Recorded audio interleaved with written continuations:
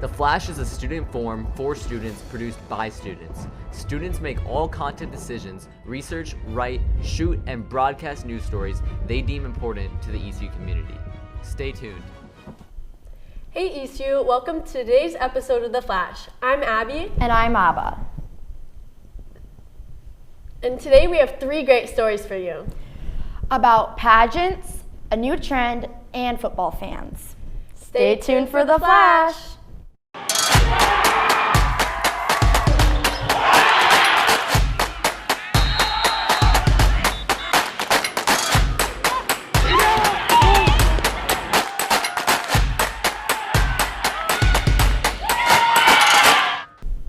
Hey, have you watched any good TV shows recently? Yeah, Toddlers and Tiaras. Toddlers and Tiaras? What's that about?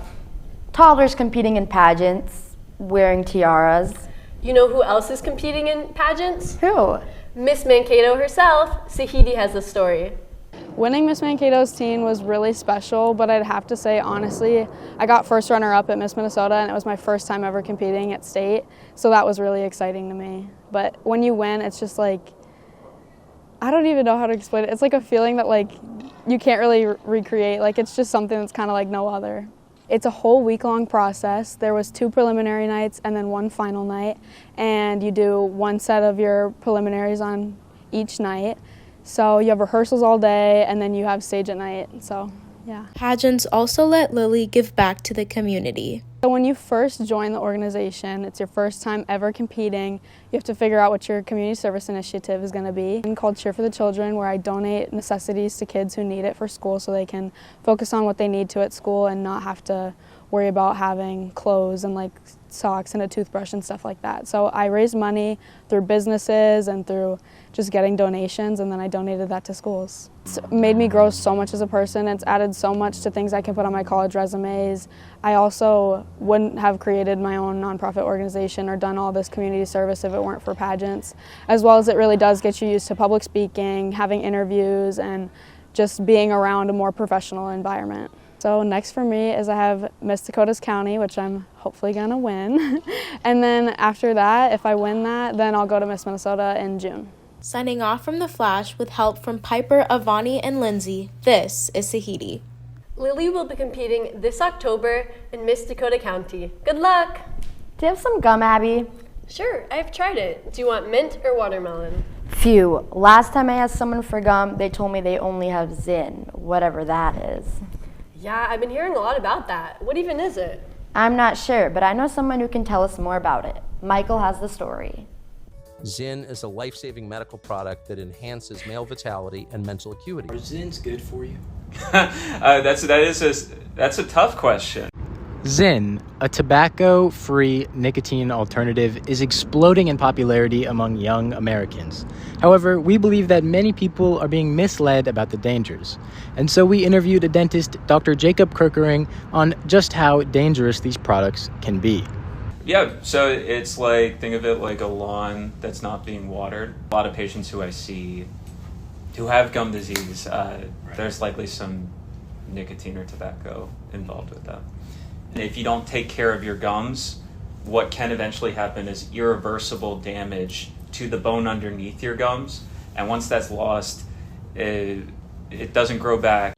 And so, while Zin may be a positive alternative to smoking for those looking to quit, despite what many influencers claim, it is still far from something that will make you better at sports, make you richer, or improve any mental acuity. In fact, as we learned today, it can be detrimental to your gum health and should be avoided by anyone who has yet to fall into the cycle of nicotine addiction. Signing off for The Flash, with help from Kian and Nick, this is Michael.